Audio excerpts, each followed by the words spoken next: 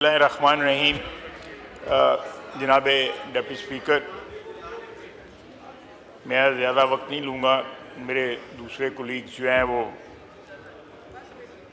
ताकि वो भी बात कर लें, नहीं तो आप नमाज के बाद भी जो है इसको जारी रख सकते हैं इस इजलास को, ताकि सारे पॉइंट ऑफ ऑर्डर पे बोल लें।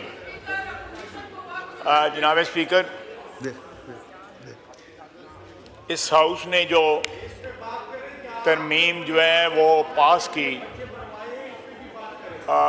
जो तरमीम हमने पास की आइन ने, तो उस तरमीम के नतीजे में जो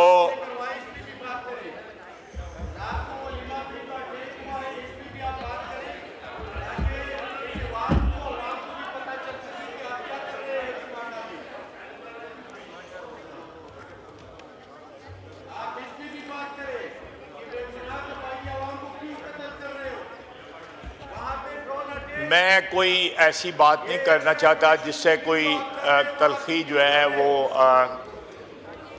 जो क्रिएट हो, या जो मैं अपना नुक्ता नज़र पेश करना चाहता हूँ उस नुक्ता नज़र का जो जिस्ट है वो ऐवान में बैठे हुए मेंबरों को तक न पहुँच सके।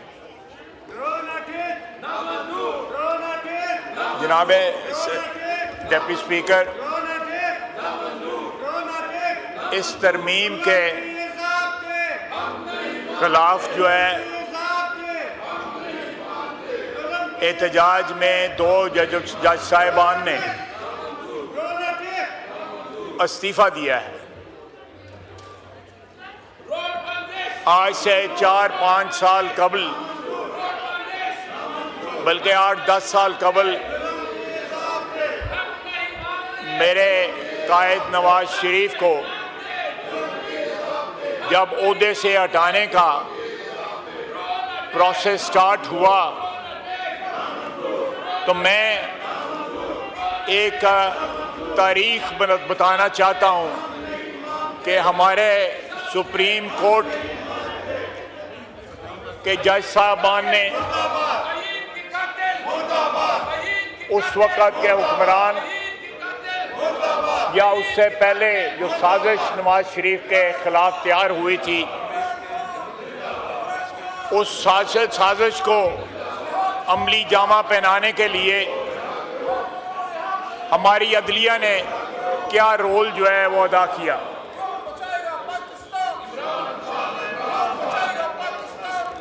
ये सारा सिलसिला पनामा केस से स्टार्ट हुआ। उस वक़्त चीफ जस्टिस हाकिम निसार ने 2 बेंच तश्कील दिए, जिसने वज़ीर आज़म मियां नवाज शरीफ को नाअहल करार दिया।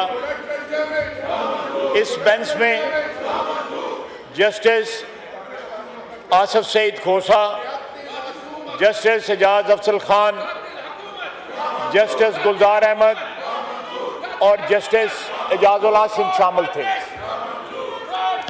उसके बाद नवाज शरीफ की नाअहली के बाद एक और बेंच बनाया गया ताकि ये तय किया जाए कि उनकी नाअहली कितनी मुद्दत के लिए होगी।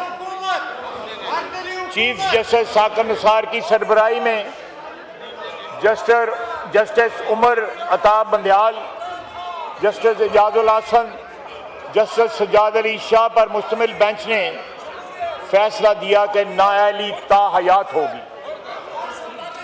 इसके बाद एक और बेंच बना जिसकी सरबराही भी चीफ जस्टिस हाकिम निसार ने की। उसमें जस्टिस बंदयाल और जस्टिस एजाजुल हासन शामिल थे।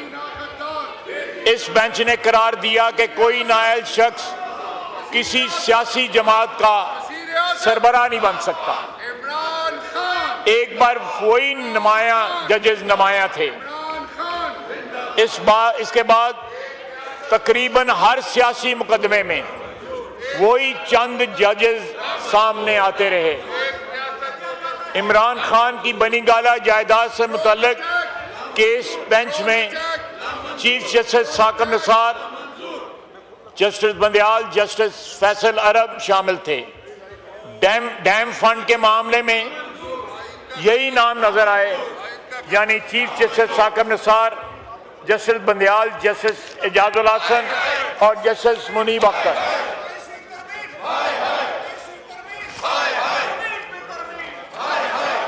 सुओ मोटो इख्तियार लेने का मामला अदालत के सामने आया तो आज खुद नोटिस 2021 किसके पास है।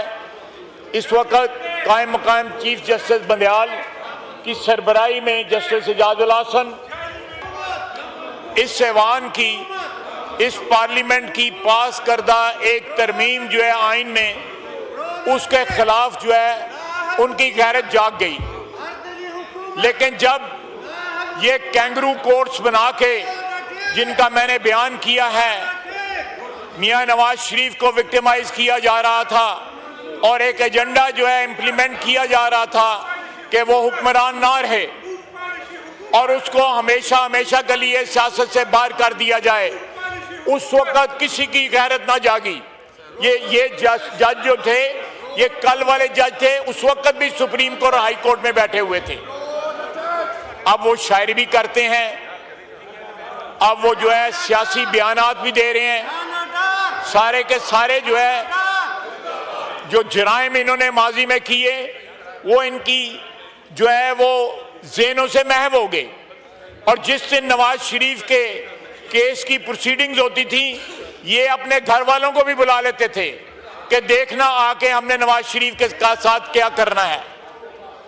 अदलिया का किरदार जो है पाकिस्तान की तारीख में हर मोड़ के ऊपर इतना भयानक और स्याह रहा है कि शायद ही किसी मुल्क में अदलिया का किरदार इतना भयानक रहा हो।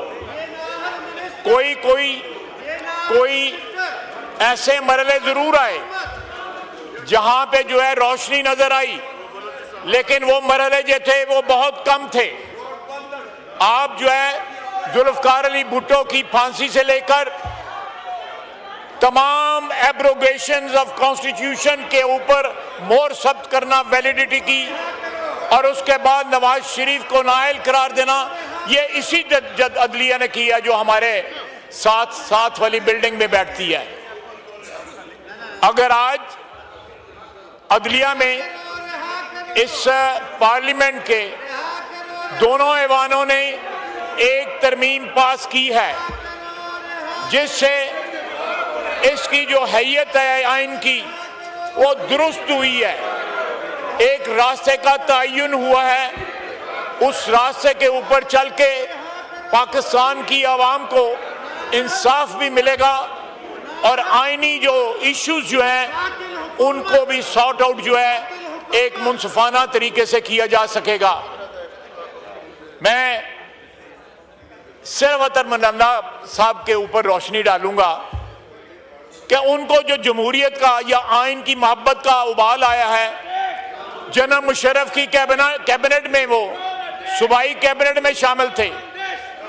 उससे पहले उनके बुजुर्ग जो थे, उनकी वालदा साहबा, वो जनरल जिया साहब के वक्त जो है एक मार्शल लॉ के नीचे जो है वो बाकायदा जो है आप मजलिस शूरा और दूसरी जो हमारे जो गुनाह थे उनमें वो शामिल थी। लेकिन आज जो है इनका ज़मीर इसलिए जाग गया है कि इनकी जो इजारादारी है सुप्रीम कोर्ट पे, उस पर कदगन लगाई गई और आइन जो है उसकी बालादस्ती जो है उसको एस्टैब्लिश करने की इस ऐवान ने कोशिश की। जनाब डिप्टी स्पीकर,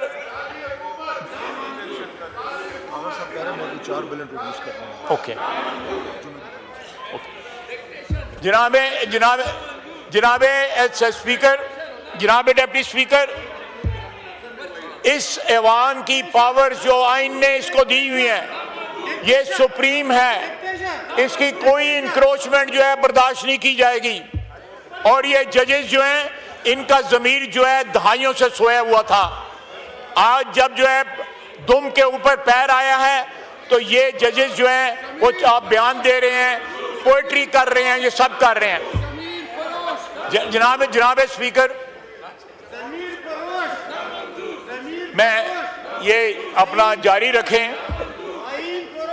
मैं इन सब का माजी जानता हूं, मैं इन सब का माजी जानता हूं। इस ऐवान में आप भी उस ऐवान में बैठे हुए थे जब आधी रात को 52 कवानीन जो है पास किए गए, 52 कवानीन, और इस असेंबली को डिसॉल्व किया गया। उस वक्त इनकी गैरत और अहमियत कहां थी? वो कहीं चरने गई हुई थी? जब इस कुर्सी पे बैठ के जनाब वाला 52 बिल जो है आधी रात को पास किए गए और असेंबली को डिसॉल्व किया गया। ये लोग जो है इनको सिलेक्टिव एमनीसिया है, सिलेक्टिव एमनीसिया है। ये लोग जो है भूल गए हैं, अपना माजी भूल गए हैं और आज जो है जमहूरियत के अलम बरदार बने हुए हैं। और दूसरी तरफ यही लोग जो है दहशत गर्दों के तहफ़्फ़ुज़ देने वाले भी बने हुए हैं। जो लोग सरहद पार से आके हमारे यहाँ पे कत्ल गारत करते हैं, उनके साथ हमदर्दी का इजहार भी यही लोग करते हैं।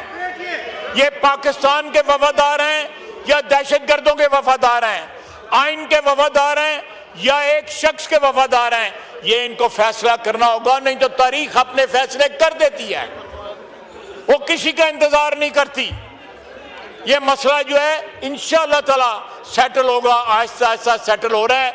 ये अपना जो एहतजाज जारी रखें, मुझे उससे कोई फर्क नहीं पड़ता। मैं एक बात रजिस्टर कराना चाहता था जनाबे डेप्टी स्पीकर, अब 2 धमाके हुए हैं। एक वाना में